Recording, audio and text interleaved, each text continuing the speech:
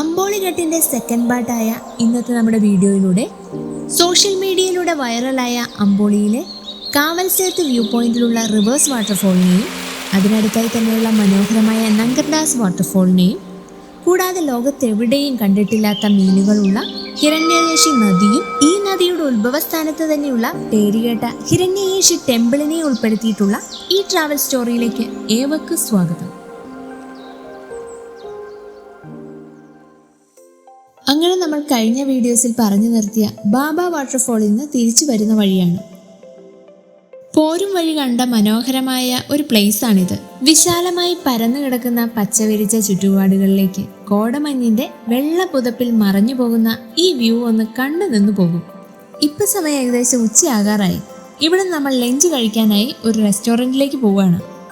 ഇവിടുത്തെ സ്പെഷ്യൽ ഫുഡായ താളിയാണ് നമുക്കായി ഇവിടെ ഓർഡർ ചെയ്തിരിക്കുന്നത്. അങ്ങനെ ഭക്ഷണമൊക്കെ കഴിച്ചു കഴിഞ്ഞ് ഇനി നമ്മുടെ ഇന്നത്തെ യാത്രയുടെ ഫസ്റ്റ് ഡെസ്റ്റിനേഷനായ റിവേഴ്സ് വാട്ടർഫോളിലേക്കാണ് പോകുന്നത്. നമ്മൾ ഈ പോകുന്ന വഴി കോലാപ്പൂർ റൂട്ടാണ്. ഇവിടുന്ന് 15 കിലോമീറ്റർ കഴിഞ്ഞാൽ ഒരു പോക്കറ്റ് റോഡായി അവിടുന്ന് ഡീവിയേറ്റ് ചെയ്ത് കാവൽസേത്ത് വ്യൂ പോയിന്റിലേക്ക് എത്താം. അവിടെയാണ് നമ്മുടെ റിവേഴ്സ് വാട്ടർഫോൾ ഉള്ളത്. അങ്ങനെ നമ്മുടെ ഡെസ്റ്റിനേഷനിലേക്ക് എത്തിയിരിക്കുകയാണ്. ഇതാണ് ഇവിടുത്തെ പാർക്കിംഗ് ഏരിയ. നമ്മളിവിടെ എത്തിയപ്പോൾ ഇവിടെ എത്തിയ വിനോദസഞ്ചാരികളിൽ പലരും ഇവിടെ പാട്ടൊക്കെ വെച്ച് ആടി തിമിർക്കുന്നുണ്ടായിരുന്നു. നമ്മളും അവർക്കൊപ്പം ജോയിൻ ചെയ്ത് ട്രിപ്പ് വൈബിലേക്ക് എത്തി. ഇനി ഈ മൈതാനം പോലുള്ള ഏരിയയിലൂടെ നടന്ന് നമ്മൾ വാട്ടർഫോളിന് അടുത്തേക്ക് പോവുകയാണ്.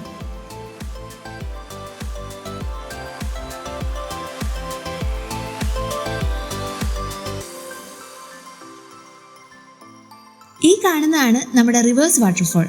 ഇതിനെക്കുറിച്ച് പറയുവാണെങ്കിൽ മഹാരാഷ്ട്രയിലെ കൊങ്കൺ മേഖലയിൽ സ്ഥിതി ചെയ്യുന്ന അമ്പോളിഘട്ട് മഴക്കാലത്ത് തന്റെ മുഴുവൻ സൗന്ദര്യവും തുറന്നു കാട്ടുന്ന ഒരു ഹെവൻലി എക്സ്പീരിയൻസ് ചെയ്യാവുന്ന മോസ്റ്റ് അട്രാക്റ്റഡ് പ്ലേസിൽ ഒന്നാണ് ഈ റിവേഴ്സ് വാട്ടർഫോൾ. ജൂൺ മുതൽ സെപ്റ്റംബർ വരെയാണ് ഇവിടേക്ക് ടൂറിസ്റ്റുകൾ വരുന്ന മെയിൻ സീസൺ ടൈം. ഇതൊരു സാധാരണ വാട്ടർഫോൾ അല്ല.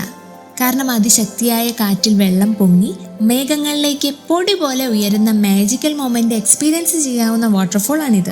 ഇവിടെ വരുന്നവരെല്ലാവരും എന്തെങ്കിലുമൊക്കെ എറിഞ്ഞു നോക്കി സ്വയം എക്സ്പീരിയൻസ് ചെയ്തേ മടങ്ങാറുള്ളൂ. പ്രകൃതിയുടെ വികൃതിയിൽ നമ്മുടെ ഒരു കുസൃതി. മഴയും വെള്ളച്ചാട്ടവും ഈ കാറ്റും മേഘവും ഒക്കെ ഒരുമിച്ച് പ്രണയിക്കുന്ന ഈ കാഴ്ച നമുക്ക് എത്രത്തോളം ക്യാമറയിൽ പകർത്താനാവും എന്നൊരു ടെൻഷൻ മാത്രമേ ഉണ്ടായിരുന്നുള്ളൂ. പക്ഷെ ഇതൊക്കെ നേരിട്ട് വന്നൊന്ന് അനുഭവിക്കേണ്ട കാഴ്ച തന്നെയാണ്. ഇനി ചുറ്റുപാടുകളൊന്നും നോക്കിയേ. പച്ച നിറഞ്ഞ പർവ്വതങ്ങളിൽ അതിലവിടെ എവിടെയായി ചെറുതും വലുതുമായി പാല് പോലെ ഒഴുകുന്ന ഒരുപാട് വെള്ളച്ചാട്ടങ്ങൾ. വെള്ളം കുറച്ച് താഴേക്കും ഭൂരിഭാഗം മേഘങ്ങളിലേക്കും ചെന്നെത്തുന്ന ഈ കാഴ്ച ഒന്ന് വേറെ തന്നെയാണ്. സത്യം പറഞ്ഞാൽ മലയാളികളുടെ ട്രാവൽ ഡയറിയിൽ അധികം ഇടം പിടിക്കാത്തൊരു സ്ഥലമാണ് റിവേഴ്സ് വാട്ടർഫോൾ.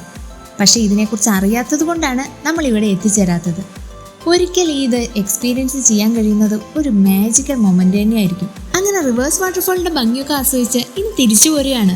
കോടമഞ്ഞിന്റെ തണുപ്പടിച്ച് നടന്നു പോരുമ്പോൾ നല്ല ചൂടൻ സ്വീറ്റ് കോൺ ഐറ്റംസുകൾ വഴി കാത്തിരിപ്പുണ്ട് നമ്മളെയും കാത്ത്. ആവി പറക്കുന്ന സ്നാക്സ് ഐറ്റംസുകൾ ഒരു വികാരമാണല്ലോ അല്ലെങ്കിലും മലയാളികൾക്ക്. ഇനി നമ്മൾ ഇവിടുന്ന് നേരെ പോകുന്നത് ഇവിടുന്ന് 10 കിലോമീറ്റർ അകലെയുള്ള നങ്കർദാസ് വാട്ടർഫോളിലേക്കാണ്. വാട്ടർഫോളുകൾ കണ്ട് കണ്ട് ബോറടിക്കുന്നില്ലേ എന്നാവൂലേ എല്ലാവരും ചിന്തിക്കുന്നത്. എന്നാൽ അങ്ങനെയല്ല. നമ്മൾ കണ്ട ഓരോ വാട്ടർഫോളും ഓരോ വിസ്മയമായിരുന്നില്ലേ? അതുപോലെ തന്നെ അമ്പോളിയുടെ അടുത്ത അട്രാക്റ്റഡ് വാട്ടർഫോൾ ആണിത്. 5 രൂപയാണ് ഇവിടുത്തെ പ്രവേശന ഫീസ്. കഴിഞ്ഞ വീഡിയോസിൽ പറഞ്ഞ പോലെ 1800 രൂപയുടെ പാക്കേജിലാണ് നമ്മളിവിടെ എത്തിയിരിക്കുന്നത്. പ്രവേശന ഫീസും ഫുഡും ട്രാവൽ എക്സ്പെൻസും ഗൈഡും ഒക്കെ ഇതിനകത്ത് ഇൻക്ലൂഡഡ് ആണ്.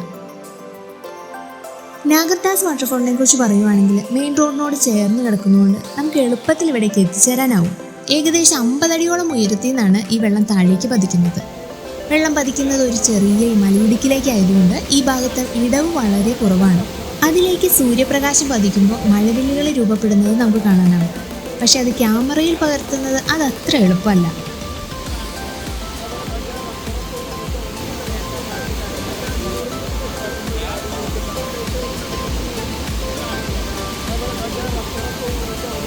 ശക്തിയായി പതിച്ചെത്തുന്ന വെള്ളച്ചാട്ടത്തിന്റെ ശബ്ദവും വെട്ടിത്തിളങ്ങി പതിക്കുന്ന കാഴ്ചയും കാണാനാവുന്ന സൗകര്യത്തിന് പറ്റിയൊരു പ്ലാറ്റ്ഫോം ഇവിടെ ഒരുക്കിയിട്ടുണ്ട്.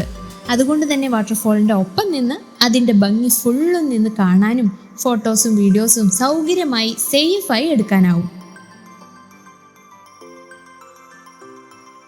അങ്ങനെ നഗർദാസ് വാട്ടർഫോളിൻ്റെ കാഴ്ചകളൊക്കെ കണ്ടു കഴിഞ്ഞ് നമ്മൾ ഇവിടുന്ന് ഇറങ്ങുകയാണ്.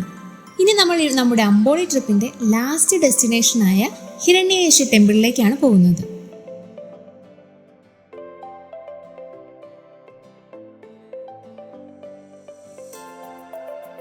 പോകുന്ന വഴി ഒരു പാലം കാണാം. ഈ പാലത്തിനടിയിലൂടെ ഒഴുകുന്നത് ഹിരണ്യകേശി നദിയാണ്.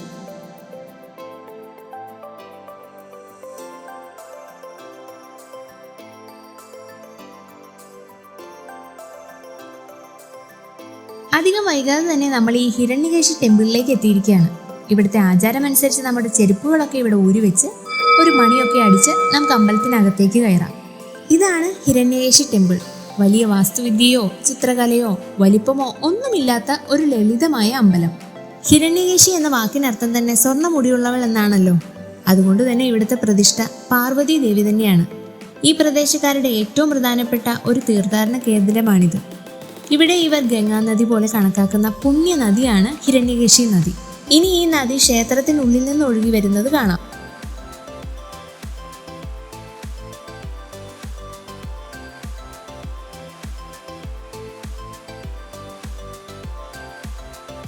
ഈ ഒഴുകുന്ന വെള്ളം മൺസൂൺ കാലത്ത് മാത്രമല്ല, വർഷത്തിലെ 365 ദിവസവും വറ്റാതെ ഒഴുകുന്ന നീരുറവയാണ്. അതുകൊണ്ടാണ് അമ്പോളിയുടെ ജീവനാഡിയായി ഹിരണ്യകേശി നദിയെ കണക്കാക്കുന്നത്. പിന്നെ എടുത്തു പറയേണ്ട ഒരു കാര്യം, മറ്റ് ക്ഷേത്രങ്ങളിൽ നിന്ന് വിപരീതമായി 24 മണിക്കൂറും സഞ്ചാരികൾക്കായി തുറന്നിട്ടുള്ള ഒരു ക്ഷേത്രമാണിത്. ഇവരുടെ പൂജാകർമ്മങ്ങൾക്കായി ഒരു പ്രത്യേക സമയമുണ്ടെന്ന് മാത്രം. ഇനി നമ്മൾ കാണാൻ പോകുന്നത് ഹിരണ്യകേശി ടെമ്പിളിനോട് ചേർന്ന് കിടക്കുന്ന ഒരു ഗുഹ കാണാനാണ്. ഈ ഗുഹയ്ക്കുള്ളിൽ നിന്നും വെള്ളം ഒഴുകുന്നത് കാണാം. അതുകൂടാതെ ഇതിന്റെ ഏറ്റവും വലിയ പ്രത്യേകത എന്ന് വെച്ചാൽ പുറത്തെ കാലാവസ്ഥയിൽ നിന്ന് വിപരീതമായ ഒരു താപനിലയായിരിക്കും ഗുഹയ്ക്കുള്ളിൽ. എന്ന് വെച്ചാൽ പുറത്ത് നല്ല തണുപ്പുള്ളപ്പോൾ ഗുഹയ്ക്കുള്ളിൽ ചൂടായിരിക്കും അനുഭവപ്പെടുക. അതുപോലെ പുറത്ത് ചൂടുള്ളപ്പോൾ ഗുഹയ്ക്കുള്ളിൽ തണുപ്പായിരിക്കും അനുഭവപ്പെടുക. ഈ ഗുഹയ്ക്കുള്ളിൽ അധികം വെളിച്ചമില്ലാത്തത് കൊണ്ട് നമുക്കതിന്റെ വലുപ്പമൊന്നും വലിയ മനസ്സിലാവില്ല. എങ്കിലും ഇതിന് ഏകദേശം 250 മുതൽ 300 മീറ്ററോളം നീളമുണ്ടത്രേ. ഇതാണ് ഹിരണ്യകേശി നദിയുടെ ഉത്ഭവസ്ഥാനമായി കണക്കാക്കുന്നത്. നദി ഗുഹയിൽ നിന്നും പുറത്തേക്ക് ശക്തമായി ഒഴുകി ക്ഷേത്രക്കുളത്തിലേക്ക് എത്തുകയാണ്. അവിടുന്ന് കൈവരിയായി വലിയ പുഴയായി മാറുന്നു.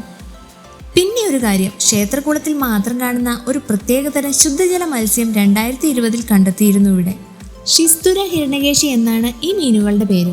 വർണ്ണക്കളറുകളായി കാണുന്ന ഈ കുഞ്ഞു മീനുകൾ ഇന്നുവരെ ഈ ലോകത്തെവിടെയും കണ്ടെത്തിയിട്ടില്ല. ഈ നാട്ടുകാരുടെ വിശ്വാസം അനുസരിച്ച് ഇവരെ മാരക രോഗങ്ങളിൽ നിന്നും അപകടങ്ങളിൽ നിന്നും ഈ നാടിനെ കാക്കുന്ന വിശുദ്ധ മത്സ്യങ്ങളാണത്രേ. ഇതൊക്കെയാണ് ഹിരണ്യകേശി ടെമ്പിളിന്റെ വിശേഷങ്ങൾ. എങ്ങനെയുണ്ട് ഹിരണ്യകേശി ടെമ്പിളും അതിന്റെ വിശ്വാസങ്ങളും? വിശ്വസിക്കാൻ പ്രയാസമുണ്ടെങ്കിലും നാനാജാതിയിലുള്ളവർ സന്ദർശിക്കുന്ന ഒരു ടെമ്പിളാണിത്. വിശ്വാസത്തിനപ്പുറമാണല്ലോ വേറിട്ട കാഴ്ചകളും അനുഭവങ്ങളും. അങ്ങനെ നമ്മൾ വെള്ളച്ചാട്ടങ്ങളുടെ കലവറയായ അമ്പോളിയുടെ 1 ഡേ ട്രിപ്പ് ഇവിടെ അവസാനിപ്പിച്ച് നമ്മൾ തിരിച്ചു പോകാനായി വൈകിട്ട് 7:30 കുടാൽ റെയിൽവേ സ്റ്റേഷനിലേക്ക് എത്തി. കഴിഞ്ഞ വീഡിയോയിൽ പറഞ്ഞതുപോലെ ഇതുപോലെ ഒരുപാട് ബഡ്ജറ്റ് ഫ്രണ്ട്ലി പാക്കേജ് ചെയ്യുന്ന ഷാമിലിൻ്റെ കോൺടാക്ട് നമ്പർ ഡിസ്ക്രിപ്ഷനിൽ കൊടുത്തേക്കാം. മറ്റൊരു ട്രാവൽ സ്റ്റോറിയുമായി വീണ്ടും കണ്ടുമുട്ടാം.